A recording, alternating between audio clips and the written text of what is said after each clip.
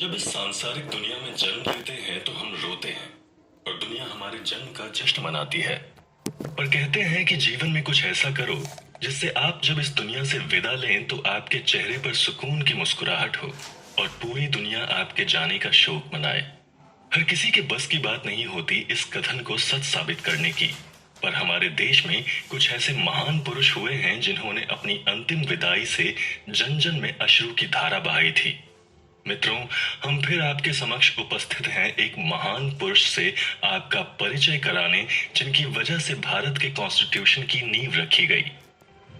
अब तक आपको अंदाजा हो गया होगा। जी हाँ दोस्तों, हम B.R. अम्बेडकर की बात कर रहे हैं। इस नाम से तो जन जन वाकिफ होगा, पर उनका कष्टप्रद जीवन और उनके संघर्षों और तकलीफों की कल्पना भी कर पाना बहुत मुश्किल है। हम में से बहुतों ने तो उनके दुखदाई जीवन के बारे में सुना भी नहीं होगा, इसलिए हम उनकी ये जीवनी लेकर आए हैं ताकि आप उनके जीवन से कुछ सीख पाएं और अपने जीवन के उद्देश्यों को पूरा कर पाएं। आज के कठिन समय और विश्व में फैले आर्थिक संकट, बीमारी, मुश्किल हालात के कारण कहीं ना कहीं हमारा मनोबल टूटता जा रहा है। हमें जरूरत है प्रेरणा, आत्मविश्वास और आत्मसंतुष्टि की। ऐसे में अंबेडकर जी की जीवनी एक आशा की किरण और पथ प्रदर्शक है। उन्होंने अपने जीवन के द्वारा हमें ऐसी बात बताई है कि हम शायद ही कहीं और पढ़ या सीख पाते हैं। कैसे उन्होंने फर्श से अर्श तक का समय तय किया और लोगों की धारणाओं का खंडन किया। कैसे वो अपने समाज को आगे तक लेकर गए और पूरे विश्व से उसका परिचय कराया।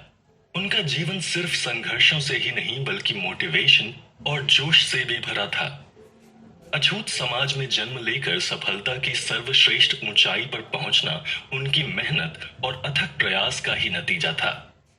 कहते हैं कि पुराने समय में भारत सोना उगलता था। यहाँ पर सोने का तात्पर्य कोई धातु से नहीं, अपितु ऐसे ही महान पुरुषों से है जिनकी वजह से आज भारत अपना लोहा हर जगह मनवा रहा है। दुनिया भर में जिस भारतीय लोकतंत्र की मिसाल दी जाती है वो अंबेडकर जी की ही मेहनत से ही संभव हो पाया है। अपनी पढ़ाई के द्वारा ही उन्होंने भारत के संविधान की रचना की, जिसके बलबूते आज हम अपना जीवन निर्भय होकर जी रहे हैं। आज यदि हम अंबेडकर जी का नाम सुनते हैं तो उनकी छवि एक समाज सुधारक या फिर संविधान निर्माता की ही आती है, या फिर भेदभाव के विरुद्ध प्रखर आवाज उठाने वाले मसीहा के रूप में ही देख पाते हैं। पर बहुत कम लोग ही जानते हैं कि भारत की अर्थव्यवस्था में भी उनका बहुत बड़ा योगदान है। एक माहिर इकोनॉमिस्ट के तौर पर उन्होंने भारत की अर्थव्यवस्था को संपूर्ण रूप से संभाला और उसे प्रगति की ओर बढ़ाया। इन्होंने पढ़ाई करते हुए कई डिग्रियां भी हासिल की, जिससे ये पूरे विश्व में नंबर 1 स्कॉलर बने। अपने आप को विकास के कार्य में रात दिन लगाकर उन्होंने भारत को एक नई पहचान प्रदान की, जिसके लिए इनको भारत रत्न पुरस्कार से भी नवाजा गया।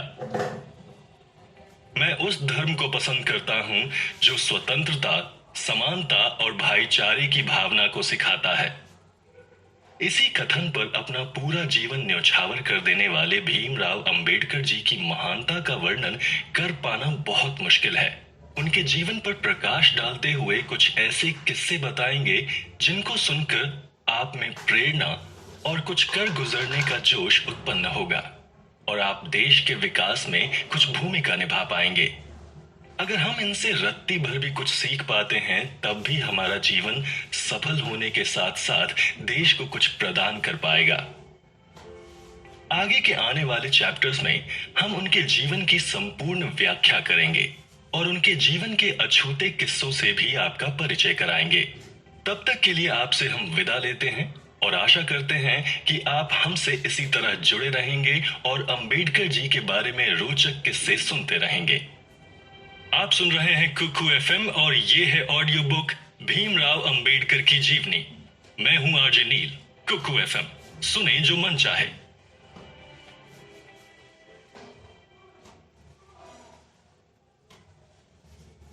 अंबेडकर की जड़ें। बाबा भीमराव अंबेडकर जी का जन्म एक महार दलित परिवार में मऊ, मध्य प्रदेश में हुआ था, जिस जगह को आज डॉक्टर अंबेडकर नगर के नाम से जाना जाता है। उनके जाति को सब अस्पर्श या अनटचेबल मानते थे। अब हम जानते हैं कि ये अस्पर्शता होता क्या है। देखिए, हिंदू समाज 4 वर्णों में बांटा गया है। क्यों बांटा है इसका कारण हमें नहीं पता और ना ही हम इसको और दूर तक खींचेंगे। बस ये बात जान लीजिए कि ये सब सिर्फ अपनी सहूलियत के लिए हम मनुष्यों ने किया। हाँ, तो 4 वर्ण कुछ इस प्रकार हैं: ब्राह्मण, क्षत्रिय, वैश्य और शूद्र। ये थियरी आर्यन काल के समय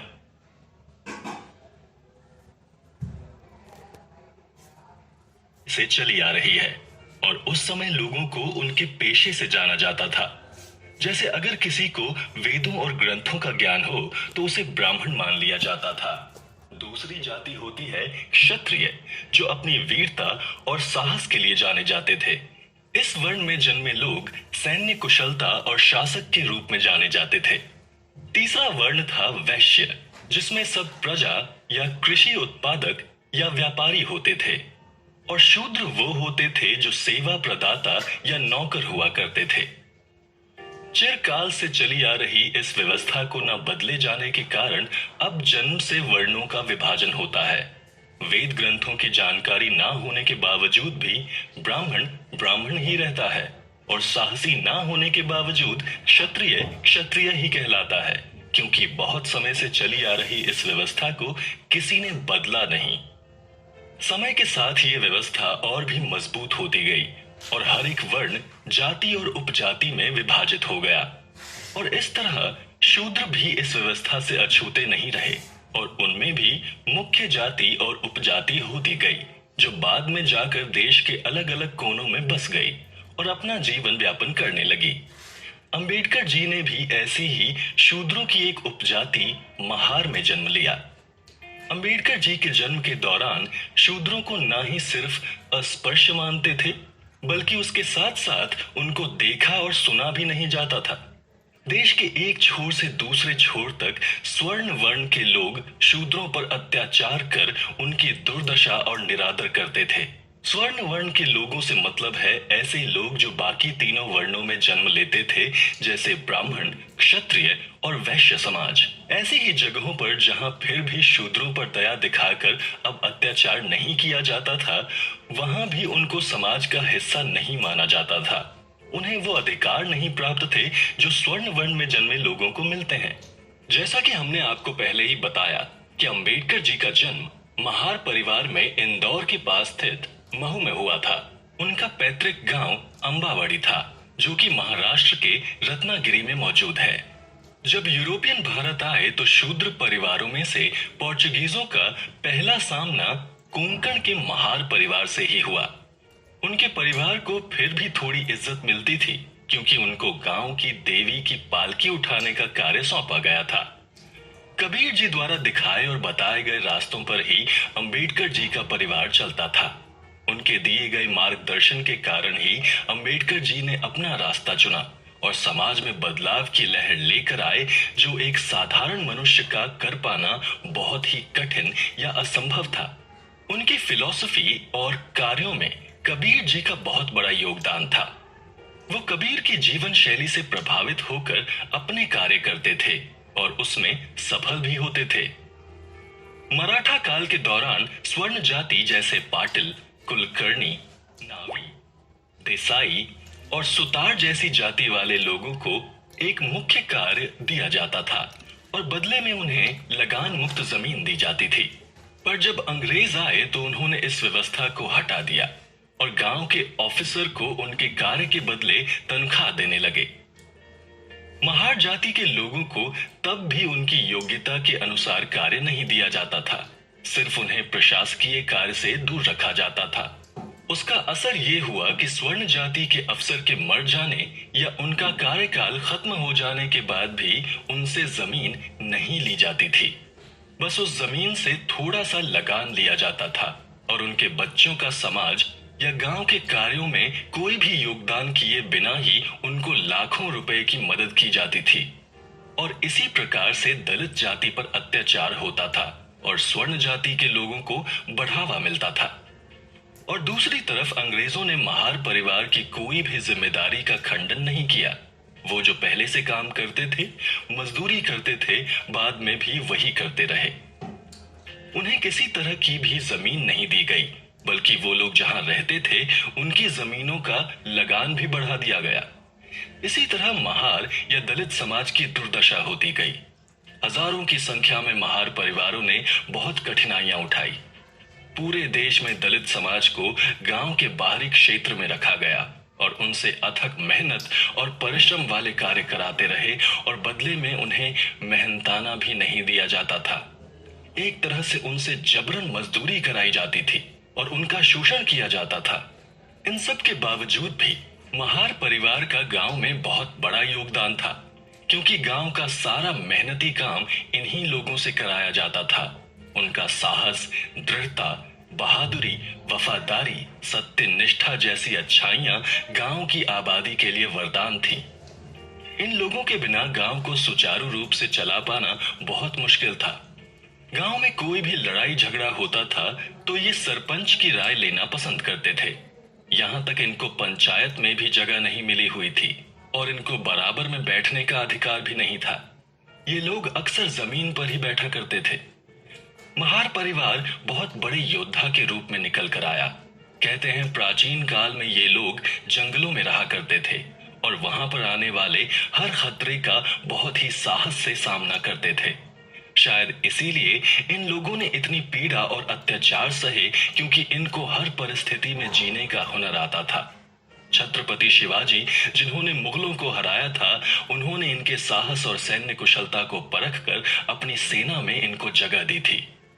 शिदनाक, जो कि एक महार सरदार थे, उन्होंने सवाई माधोराव की सेना में बहुत बड़ा नाम कमाया। बाद में ईस्ट इंडिया कंपनी ने भी पेशवा के विरुद्ध लड़ने के लिए इन्हीं महार जाति का चुनाव किया। आजादी के बाद भी महार रेजिमेंट के लोगों ने सेना में बढ़ चढ़कर हिस्सा लिया, जिससे इनको सेना में एक अलग ख्याति मिली।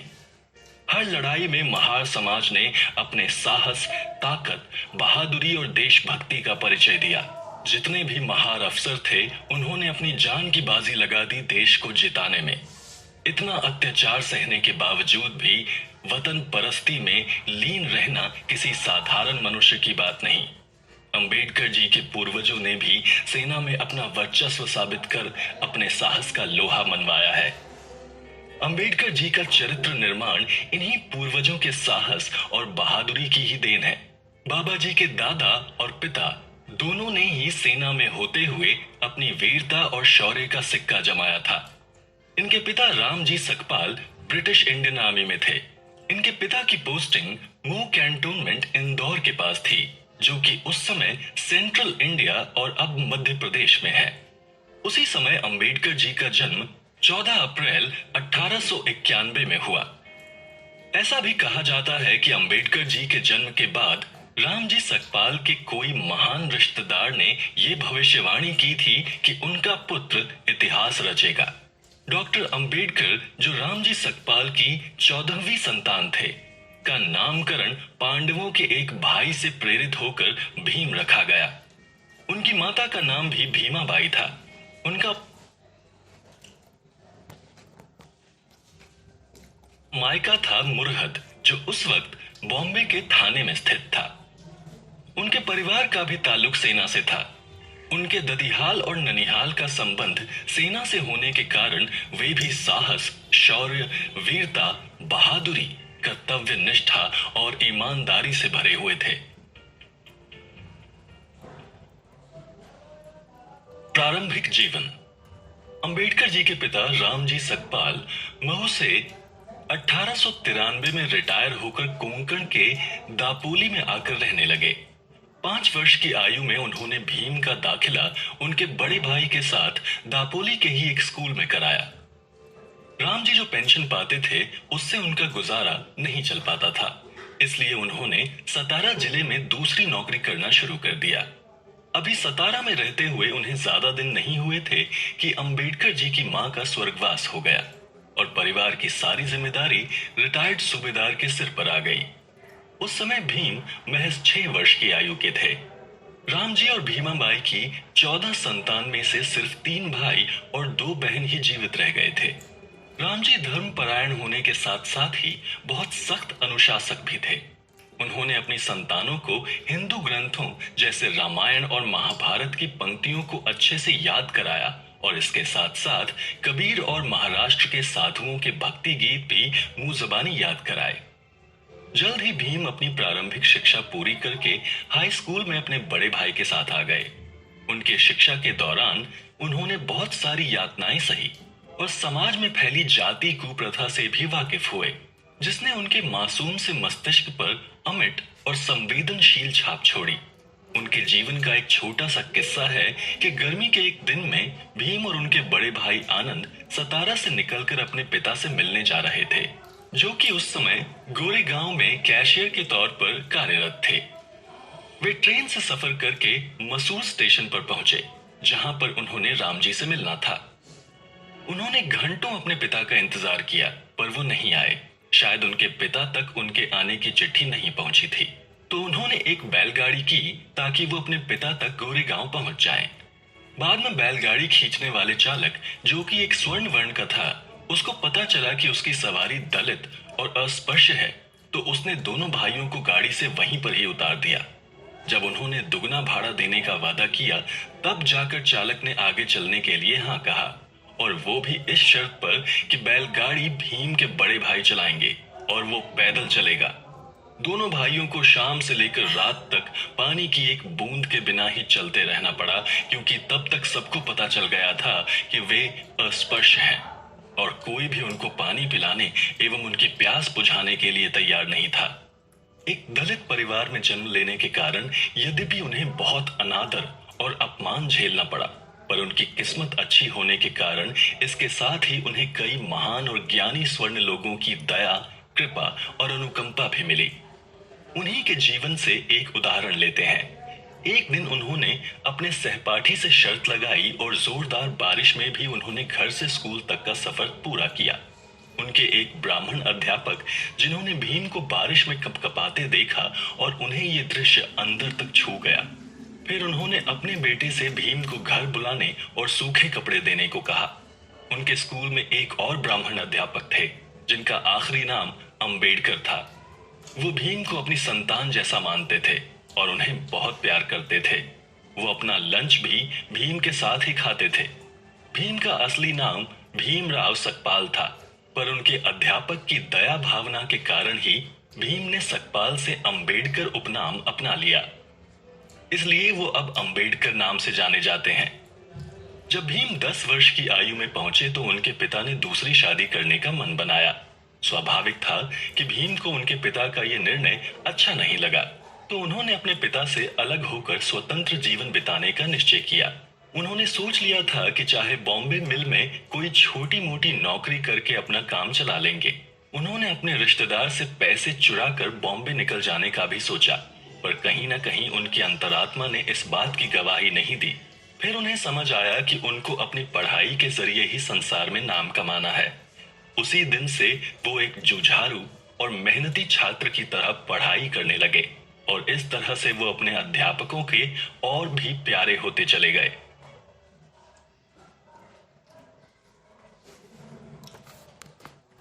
जल्द ही उनका परिवार बॉम्बे में आकर एक चौल में रहने लगा। बहुत सारे परिवार झुंड में अभाव में रहने लगे थे। बॉम्बे आने के बाद भीम और उनके भाई ने मराठा हाई स्कूल में दाखिला ले लिया। जब से वो बॉम्बे आकर रहने लगे, तब से भीम की पढ़ने की इच्छा और तीव्र होती गई। उनके पिता ने भी भीम की पढ़ाई की इच्छा में बहुत साथ दिया और उन्हें पूरा सहयोग दिया। वो तो इस हद तक आ गए थे कि उन्होंने अपनी दोनों विवाहित बेटियों से भीम की किताबें खरीदने के लिए पैसे उधार मांगे। उसके कुछ समय बाद भीम के पिता ने उन्हें एल्फिंस्टन हाई स्कूल में दाखिला करवाया, जो कि बॉम्बे का सर्वोत्तम हाई स्कूल था। एक कमरे में पूरे परिवार के साथ रहते हुए भीम ने अपनी पढ़ाई को जारी रखने का फैसला किया। उनके दिमाग में बस एक जुनून सवार था और वो था पढ़ाई का।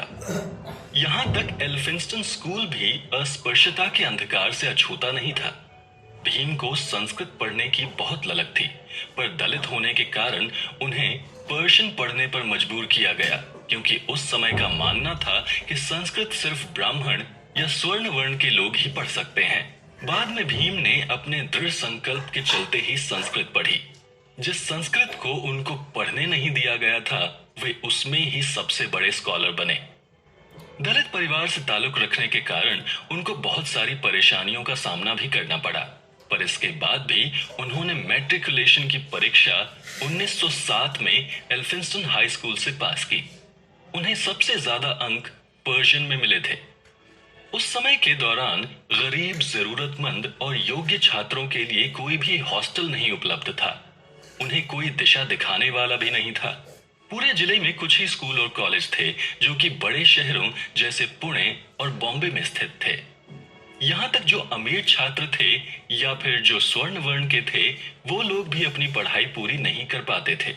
तो आप इस बात का अंदाजा लगा सकते हैं कि जो गरीब और दलित समाज के छात्र थे, उनके लिए आगे पढ़ पाना कितना चुनौतियों भरा रहा होगा। किसी दलित समाज में जन्म लेकर इतने आगे तक आना और इतनी पढ़ाई कर पाना किसी सपने के बराबर था। भीम का पढ़ाई पूरा करना दलित समाज के इतिहास के लिए मील का पत्थर साबित हुआ।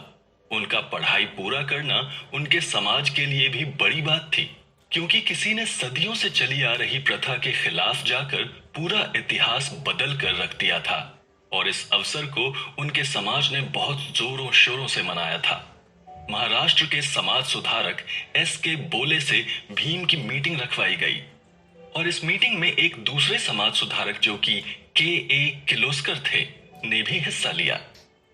किर्लोस्कर विल्सन हाई स्कूल में एक असिस्टेंट टीचर के तौर पर तैनात थे। उनकी अक्सर भीम से मुलाकात हो जाया करती थी और उसके बाद वो दोनों साथ में घंटों पढ़ाई करते थे। किर्लोस्कर भीम से इतने प्रभावित हो गए कि उन्होंने भीम को अपनी पुस्तक संकलन से किताब लेने का भी मौका दिया और उन्होंने अपनी लिखी गई पुस्तक लाइफ ऑफ गौतम बुद्ध भी भेंट की। इस पुस्तक का भीम पर गहरा प्रभाव पड़ा और इसी किताब ने उनको हिंदू से बुद्धिस्ट में बदल दिया।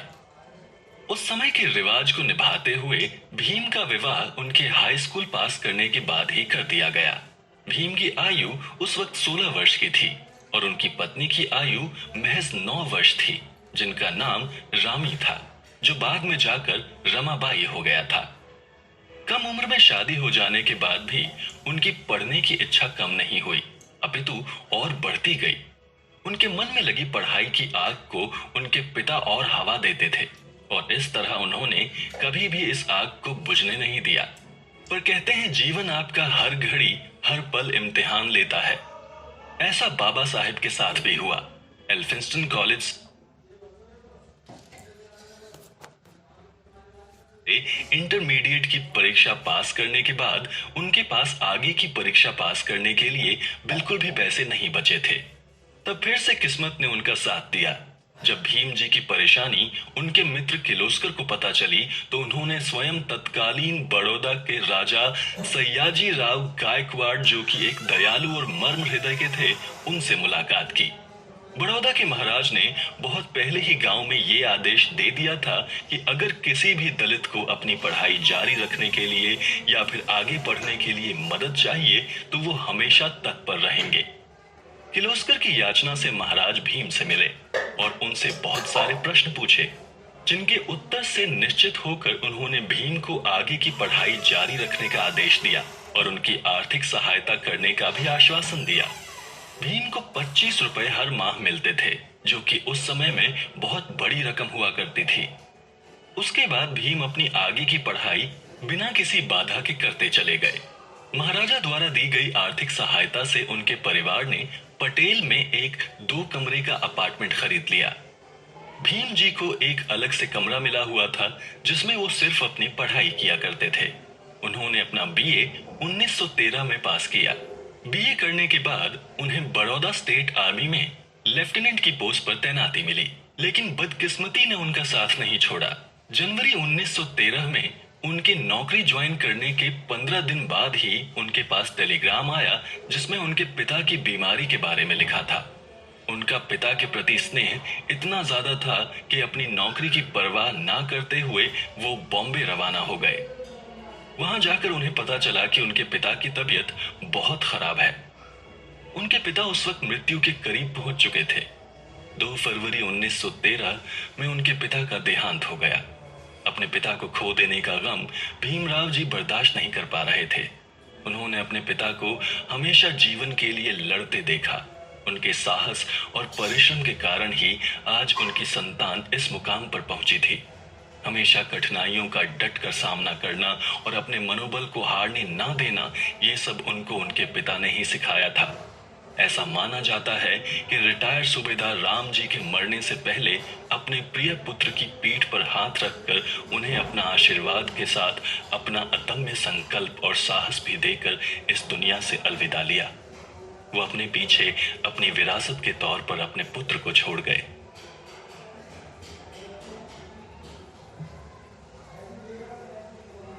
पश्चिम में अल्पवास। कहते हैं कि परिस्थितियां भी इंसान का भविष्य तय करती हैं।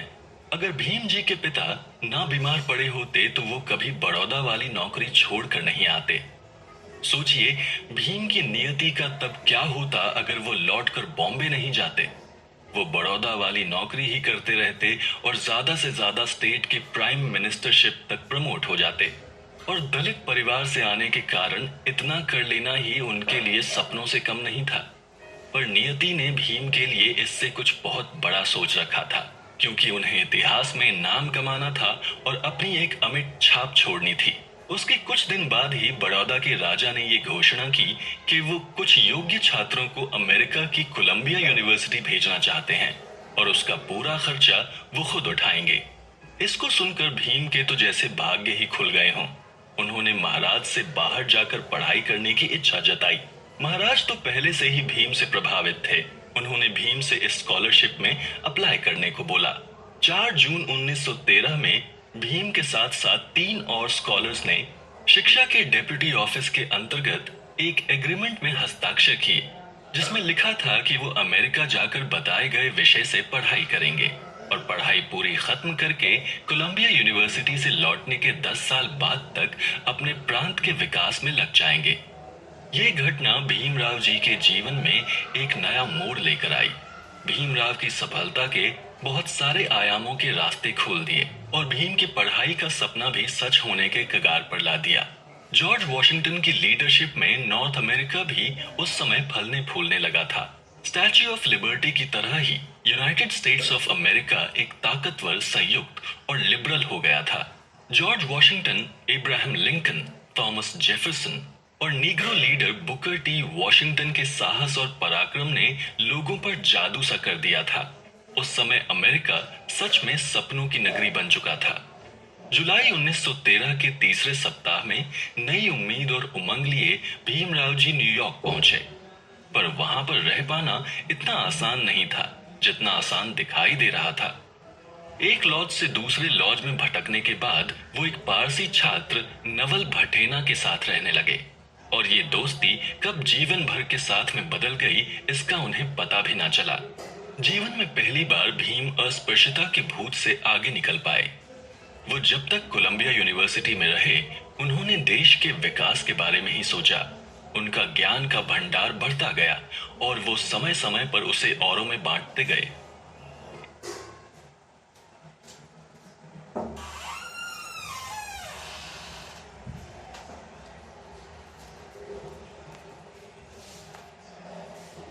एक बार उन्होंने अपने पिता के मित्र को चिट्ठी लिखकर बताया कि नारी शिक्षा कितनी महत्वपूर्ण है और वो कैसे देश के विकास और तरक्की में सहायता कर सकती है। भीम जी के मन मस्तिष्क पर बस पढ़ाई का ही भूत सवार था। फिर चाहे जो भी परिस्थिति हो, चाहे जो भी कठिनाई आए, वो उसको पार करके आगे बढ़ते रहते थे। महान लोगों की एक निशानी होती है कि वो कभी अपना समय व्यर्थ के कामों में नहीं लगाते थे और यही भीमराव जी भी करते थे। उन्होंने अपना सारा समय सिर्फ और सिर्फ पढ़ाई के नाम लिख दिया था। पढ़ाई के साथ साथ उनकी उनके परिवार की तरफ भी कुछ जिम्मेदारियां थी, इसलिए वो अपने स्टाइपेंड से कुछ पैसा अपने परिवार को भिजवा दिया करते थे। भीमराव जी ने कठिन और अलग विषयों जैसे political science, moral philosophy, anthropology, sociology और इकोनॉमिक्स चुन रखे थे, जिसको पढ़ने में वो 18-18 घंटे बिता दिया करते थे। 1915 में उन्हें एमए की डिग्री उनकी लिखी थीसिस एंशिएंट इंडियन कॉमर्स के लिए दी गई थी। इसके साथ ही उन्होंने अपने एंथ्रोपोलॉजी विषय के लिए एक पेपर भी लिखा जो caste in India their mechanism genesis and development नाम से प्रसिद्ध हुआ। जून 1916 में the national dividend of India a historical and analytical study नाम से थीसिस लिखकर पीएचडी की डिग्री हासिल की। कोलंबिया यूनिवर्सिटी से पढ़ाई पूरी करने के बाद भीम न्यूयॉर्क छोड़कर लंदन चले गए। अक्टूबर 1916 में उन्होंने बैरिस्टर की पढ़ाई के लिए दाखिला लिया। साथ ही साथ लंदन स्कूल ऑफ इकोनॉमिक्स से वो इकोनॉमिक्स की पढ़ाई करने लगे। बड़ौदा के महाराज फिर से भगवान के रूप में सामने आए और उन्होंने भीम को आगे की पढ़ाई जारी रखने की अनुमति दी और इंग्लैंड में रहने का पूरा खर्चा भी उन्होंने ही उठाया।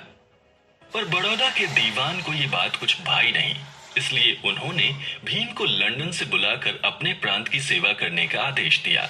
भीम को लंदन से अपनी पढ़ाई बीच में रोककर लौटना पड़ा, पर लौटने से पहले अपने अध्यापक डॉक्टर एडविन कैनन की सलाह से उन्होंने आगे की पढ़ाई आने वाले 4 वर्षों में पूरी करने का समय मांगा। उनके अच्छे व्यवहार और ज्ञान को देखते हुए लंदन स्कूल ऑफ इकोनॉमिक्स ने उन्हें ये अनुमति प्रदान की। 21 अगस्त 1917 को भीमराव बॉम्बे वापस आ गए। ये वो समय था जब भारत बहुत कठिनाई से जूझ रहा था। सितंबर 1917 को वो बड़ौदा आए।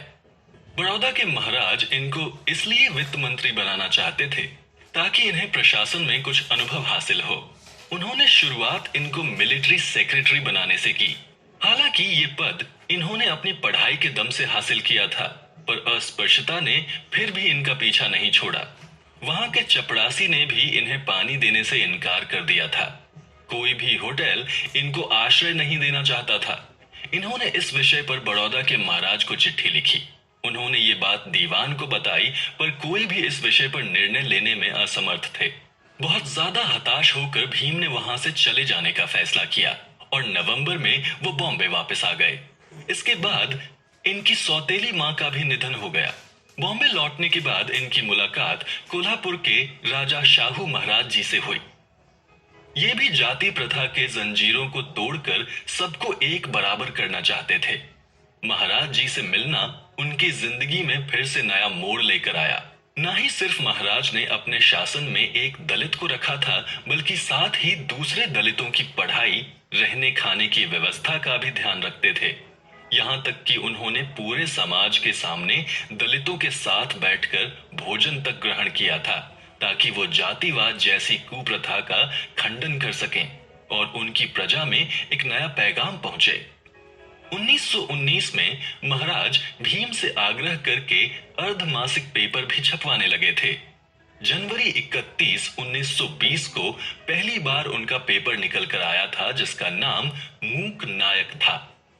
इस पेपर के एडिटर ना होते हुए भी भीम ने इसका पूरी तरह से समाज में फैली कुप्रथा, नाइंसाफी और यातनाओं को जनता के सामने रखने के लिए प्रयोग किया। अंबेडकर जी ने नवंबर 1918 में government Sydenham college of commerce and economics में प्रोफेसर की भी नौकरी की। उनका मुख्य उद्देश्य पैसे बचाकर लंदन स्कूल से अपनी पढ़ाई पूरा करने का था और वो जो पैसे बचाते थे वो अपनी पत्नी को भेज दिया करते थे।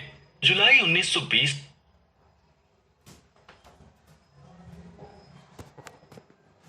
में अंबेडकर ने पर्याप्त पैसे बचाकर और कोल्हापुर के महाराज से सहायता प्राप्त करके लंदन अपनी पढ़ाई पूरी करने चले गए।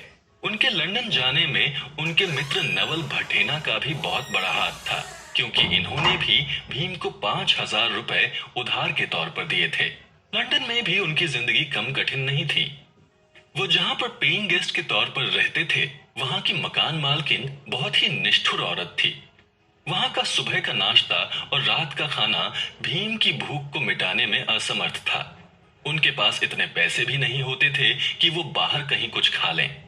भीम की पढ़ाई करने की इच्छा इतनी तीव्र थी कि उन्हें इस बात से कोई फर्क नहीं पड़ता था कि उनका पेट भरा है या नहीं।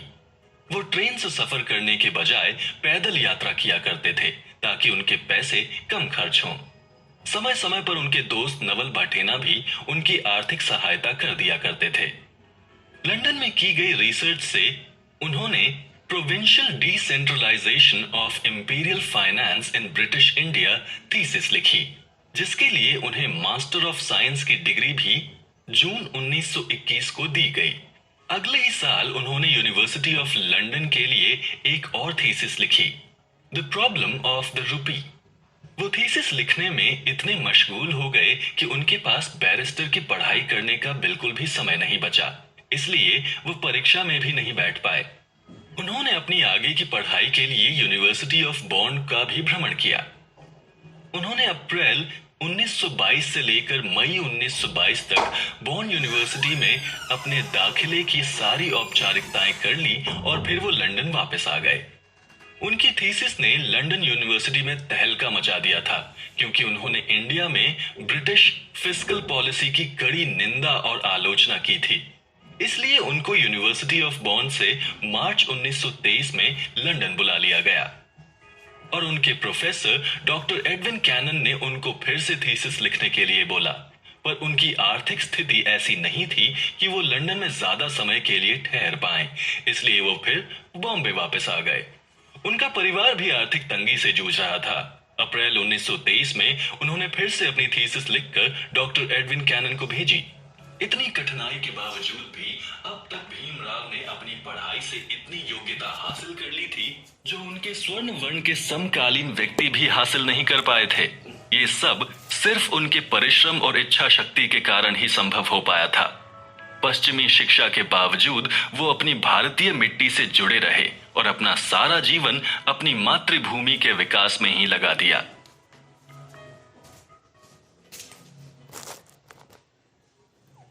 घर वापसी। अंबेडकर अप्रैल 1923 को भारत आए। इंग्लैंड, अमेरिका, जर्मनी से सर्वोत्तम पढ़ाई करके लौटने के बाद भी भीम की आर्थिक स्थिति में सुधार नहीं आया था। आखिर में उन्होंने ये निर्णय लिया कि वो बैरिस्टर की नौकरी कर लें ताकि वो समाज की सेवा भी कर पाएं और अपनी पैसों की जरूरतों को भी पूरा कर पाएं। उनकी आर्थिक स्थिति इतनी खराब थी कि उनके पास वकील का लाइसेंस लेने तक के पैसे नहीं।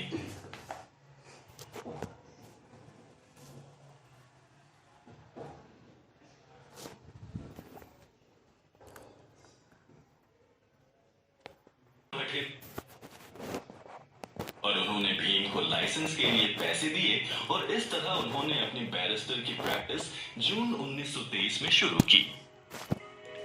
इतने योग्य वकील होने के बाद भी भीम को कोई अपना केस नहीं देना चाहता था, क्योंकि वो दलित परिवार से आते थे। जो देते भी थे वो बहुत गरीब और लाचार तबके के लोग थे, जिनसे भीम को ज्यादा पैसे नहीं मिल पाते थे। कभी कभी ये सारी स्थिति उन्हें बहुत निराश कर देती थी, पर उनकी इच्छा शक्ति और बहादुरी उन पर हावी हो जाती थी।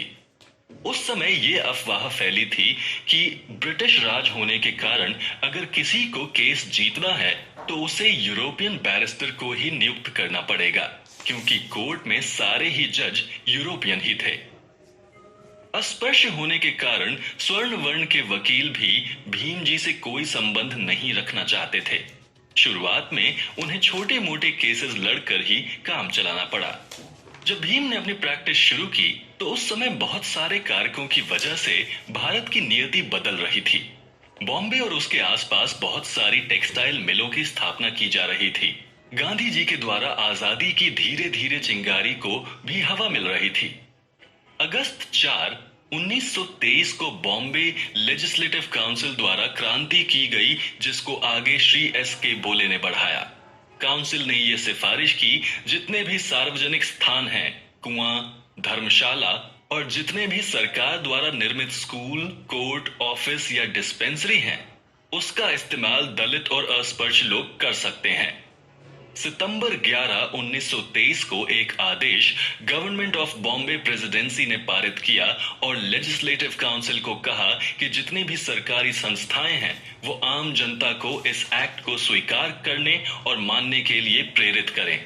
उसी के साथ साथ अंबेडकर जी ने भी दलित विकास के लिए आंदोलन करना शुरू कर दिया था। उन्होंने 9 मार्च 1924 को दामोदर हॉल बॉम्बे में एक मीटिंग रखी।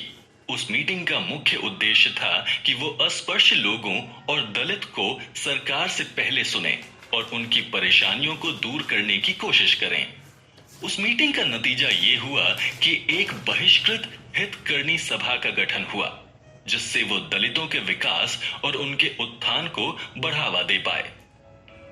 दलितों में पढ़ाई को प्रचारित करना, लाइब्रेरी और स्टडी सर्कल का निर्माण करके भारत के कल्चर को दलितों के बीच प्रचारित करना, इंडस्ट्रियल और एग्रीकल्चरल स्कूल को बनवाकर दलितों की आर्थिक स्थिति को सही करना और प्रताड़ित और परेशान दलितों की शिकायत सरकार तक लाना, ये सारे मुख्य कार्य थे इस सभा के। इस सभा के प्रेसिडेंट थे C.H. सीटलवुड, जो कि एक उच्च जाति के गुजराती हिंदू थे और अपने समय के बेहतरीन लॉयर। सभा के वाइस प्रेसिडेंट एक उम्दा लोगों का समूह था, जिसमें M. निसिम, रुस्तम जी जिनवाला जो कि एक पारसी वकील थे, G.K. Nariman, R.P. Paranjpe, V.P. Chyavan और B.G. खेर शामिल थे। अंबेडकर जी मैनेजिंग कमेटी के चेयरमैन थे। कई और आंदोलन इसी सभा की तरह ही परस्पर चल रहे थे, पर उनमें और अंबेडकर जी के आंदोलन में यह फर्क था कि अंबेडकर जी अस्पृश्यता को जड़ से उखाड़ फेंकना चाहते थे और दूसरी सभी बाल विवाह जैसी कुप्रथा पर ज्यादा जोर दे रही थी। अंबेडकर जी का मानना था कि अस्पृश्यता को तभी हटाया जा सकता है जब हम उसकी जड़ से सुधार करें। इसके लिए उनका कहना था कि हिंदू समाज का फिर से गठन करना होगा। सिर्फ उनके साथ सार्वजनिक खाना खाने और उनके प्रति दया जताकर ही काम नहीं चलेगा। हिंदू समाज में जातिवाद में सुधार करना होगा। जातिवाद सोच को हटाना होगा। सिर्फ ब्राह्मण ही पंडित नहीं बन सकते।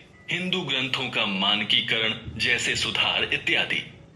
हालांकि महात्मा गांधी और अंबेडकर जी दोनों ही अस्पृश्यता को मिटाना चाहते थे, पर दोनों के प्रयास अलग अलग थे। महात्मा गांधी जहां सार्वजनिक स्थानों में दलित के साथ खाना खाकर उनके साथ हाथ मिलाकर इसको मिटाने का प्रयत्न कर रहे थे, जबकि अंबेडकर जी इसको जड़ से ही मिटा देना चाहते थे। पर दोनों का उद्देश्य एक ही था। भले ही उनके रास्ते अलग थे, पर दोनों एक ही मंजिल पर पहुंचना चाहते थे।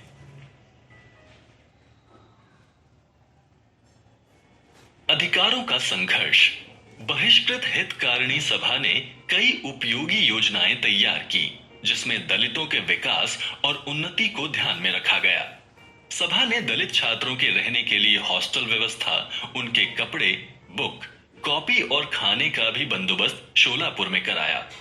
शोलापुर नगर पालिका ने हॉस्टल के मेंटेनेंस के लिए 40 रुपए देने का भी वादा किया। सभा ने अंबेडकर को एक मंच प्रदान किया, जिससे वो गांव-गांव जाकर दलितों को जागरूक करें और उनके अधिकारों से वाकिफ कराएं। उन्होंने प्रोविंशियल डिप्रेस्ड क्लासेस कॉन्फ्रेंस, जो कि निपाणी बॉम्बे प्रेसिडेंसी में हुई, में भाग लिया और उन्हें गाइड भी किया।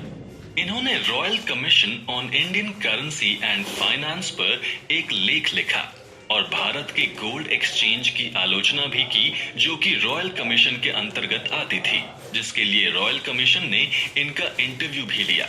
E.V. रामास्वामी नैकर, जो एक गैर ब्राह्मण लीडर थे, उनके द्वारा सत्याग्रह भी ट्रैवनकोर में लॉन्च हुआ, जिससे ट्रैवनकोर के रूलर ने ये आदेश 1925 में पारित किया कि दलित भी उन सड़कों का प्रयोग कर सकते हैं जो सरकार द्वारा बनाई गई है। एक और सनसनी घटना घटी जब एक दलित व्यक्ति मुरुगेसन ने मद्रास के एक हिंदू मंदिर में जाकर पूजा अर्चना की। फिर उसके खिलाफ एक केस भी दर्ज हुआ, जिसने दलितों को हिलाकर रख दिया। भारत के पहले governor general Shri C. Rajagopalachari उस समय कोर्ट में मौजूद थे जब मुरुगेसन का ट्रायल चल रहा था। हालांकि वो केस की पैरवी नहीं कर रहे थे, फिर भी उन्होंने मुरुगेसन के अधिकारों की रक्षा कर उसको केस से बाइज्जत बरी कर दिया। उसी समय अंबेडकर के नाम का भी धीरे धीरे डंका बजने लगा था। उन्होंने 1926 में 3 गैर ब्राह्मण लीडर के केस की पैरवी की, जिसमें उन पर यह इल्जाम लगा था कि वो ब्राह्मणों को बदनाम कर उनके खिलाफ पैम्पलेट बंटवा रहे थे। इसी की पैरवी करते हुए अंबेडकर ने ये केस लड़ा और इसमें विजयी भी हुए। अब तक भीमराव जी प्रख्यात वकील और समाज सुधारक बन चुके थे, पर अभी भी वो उसी चौल में रह रहे थे जिसमें जरूरत की बहुत कम सुविधाएं थी। कहते हैं आप कहीं भी और चले जाएं, पर आपका इतिहास हमेशा आपके साथ ही रहता है। अंबेडकर जी भी अपने दलित होने का बोझ उठाते रहे। उनके सुयोग्य होते हुए भी उन्हें सिडेनहम कॉलेज के प्रिंसिपल का पदभार नहीं मिला। किर्लोस्कर की सिफारिश के बावजूद भी उन्हें कॉलेज का प्रिंसिपल नहीं बनाया गया। हालांकि जून 1925 से 1928 तक उन्होंने बाटली बॉय अकाउंटेंसी ट्रेनिंग इंस्टीट्यूट में पार्ट टाइम मर्केंटाइल लॉ के टीचर की भूमिका निभाई। उसी अंतराल में उनकी पत्नी ने उनके पुत्र राजरतन और पुत्री इंदु को जन्म दिया। इंदु की मृत्यु तुरंत ही हो गई थी। इधर रमाबाई की तबीयत भी खराब होने लगी, तो अंबेडकर ने सोचा कि रमाबाई को उनके पैतृक स्थान पर पहुंचा दें। दुर्भाग्यवश अंबेडकर के पुत्र राजरतन की भी 1926 में मृत्यु हो गई। जनवरी 1927 अंबेडकर जी ने एक सभा संबोधित की, जिसमें ऐसे दलितों की समस्या रखी जिनको वर्ल्ड वॉर 1 में भाग लेने के बाद भी असक्षम घोषित कर दिया गया था। बाद में गवर्नमेंट ने इसको भी हटा दिया। जनवरी 1927 को बॉम्बे के गवर्नर ने अंबेडकर को लेजिस्लेटिव काउंसिल का मेंबर बना दिया था। लेजिस्लेटिव काउंसिल का मेंबर बनने के बाद तो दलितों के जीवन में क्रांति सी आ गई थी। अब जो आंदोलन कागजी थे, उनको जीवंत करने का समय आ गया था। बोले आंदोलन जो पास हुआ था, उसका उपयोग अभी तक बस कागजी ही था, पर उनके मेंबर बनने के बाद भीम ने यह सुनिश्चित किया कि उस आंदोलन का सब अनुसरण भी करें। जो टैंक कागजों में दलित के लिए खोल दिए गए थे ताकि वो शुद्ध पानी पी सकें, असल में उच्च जाति के हिंदुओं के डर से दलित उसका इस्तेमाल नहीं किया करते थे। पर अब वो टैंक दलितों के लिए खोल दिए गए थे और स्वर्ण वर्ण के लोग कुछ कह भी नहीं सकते थे। उन्होंने एक कॉन्फ्रेंस में दलितों को संबोधित करते हुए कहा कि उनको अपने अधिकार के लिए लड़ना चाहिए, सिर्फ उच्च जाति का बचा हुआ खाना नहीं खाना चाहिए, अच्छी शिक्षा प्राप्त करनी चाहिए। उन्होंने गुजारिश की कि मिलिट्री में दलितों पर जो बैन लगा है उसे भी हटाया जाए, उनकी आर्थिक स्थिति ठीक की जाए, उन्हें अवसर दिए जाएं। उन्होंने एक शांतिपूर्ण तरीके से मार्च भी निकाला जिसमें टैंक से पानी लिया गया। इस बार दलितों ने इसमें बढ़ चढ़कर हिस्सा लिया और अपने अधिकार सबके समक्ष रखे। कॉन्फ्रेंस खत्म करने के बाद वो अपने बंगले पर चले गए जहां वो ठहरे हुए थे। इधर कॉन्फ्रेंस के पंडाल में कुछ उपद्रवी व्यक्तियों द्वारा दलितों की पिटाई भी हुई और जब अंबेडकर जी ये देखने आए तो उन उपद्रवियों ने भीम को भी घेर लिया, पर भीम ने निडर होकर अपनी बात रखी। इस घटना ने अंबेडकर के जीवन को बहुत प्रभावित किया। उनके बड़े भाई उनकी सुरक्षा के लिए बहुत चिंतित रहते थे और उन्हें अपने काम से काम रखने की सलाह दिया करते थे। आगे चलकर उन्हें ये ज्ञात हुआ कि जनसाधारण को जागरूक करना कितना जरूरी है। इसके लिए इन्होंने बहिष्कृत भारत की स्थापना की, जिसमें इन्होंने अर्धमासिक पत्रिका को अपनी आवाज का जरिया बनाया। ये पत्रिका ना ही सिर्फ दलितों को उनके अधिकारों और देश में क्या चल रहा है उसके बारे में बताती थी, बल्कि उच्च जाति के हिंदुओं को भी संदेश देती थी कि अब दलित बीहड़ समाज का हिस्सा नहीं है, उन्हें भी कुछ ज्ञान है, वो अब डरेंगे नहीं और दबेंगे नहीं। उनका मानना था कि जातिवाद नहीं जाएगा जब तक हम हिंदू समाज की फिर से रचना नहीं करेंगे, वरना तो दलित या शूद्र चिरकाल तक शूद्र ही रहेंगे और ब्राह्मण बिना ग्रंथों का ज्ञान रखे ब्राह्मण ही रहेंगे। हिंदू समाज का वर्गीकरण उनके ज्ञान और प्रोफेशन के आधार पर होना चाहिए, जन्म के आधार पर नहीं। और जिस दिन दलितों ने अपना आत्मसम्मान और आजादी प्राप्त कर ली, उस दिन से वो देश को बहुत कुछ दे पाएंगे, जैसे उनका ज्ञान, साहस, बल इत्यादि, और देश की तरक्की और आगे बढ़ती रहेगी। कुछ ही दिनों में ब्रिटिश सरकार द्वारा नियुक्त की गई इंडियन स्टैट्यूटरी कमीशन, जिसका नेतृत्व सर जॉन साइमन कर रहे थे, वो 1928 फरवरी में बॉम्बे पहुंची। एक कॉन्फ्रेंस रखी गई जिसमें पंडित मोतीलाल नेहरू को कॉन्स्टिट्यूशन बनाने के लिए बोला गया। उन्होंने वैसा ही किया। पर बाद में पता चला कि नेहरू ने जो संविधान बनाया था उसमें हिंदू मुस्लिम को जोड़ने पर ज्यादा ध्यान दिया गया था, क्योंकि उस समय हिंदू मुस्लिम में फूट की चिंगारी सुलगने लगी थी और उसका धुआं जन जन के पास जाने लगा था। पंडित जी को लगा कि बाहरी तत्व कहीं इसका फायदा न उठा लें, इसलिए उन्होंने ऐसा संविधान बनाया जिसमें दोनों को जोड़ा जा सके। बाद में अंबेडकर जी को ज्ञात हुआ कि इसमें तो दलितों पर ज्यादा ध्यान ही नहीं दिया गया, इसलिए पंडित जी का बनाया गया संविधान आलोचना का पात्र बन गया। हालांकि इसमें उनकी ज्यादा गलती नहीं थी, क्योंकि उन्होंने दलितों के जीवन को करीब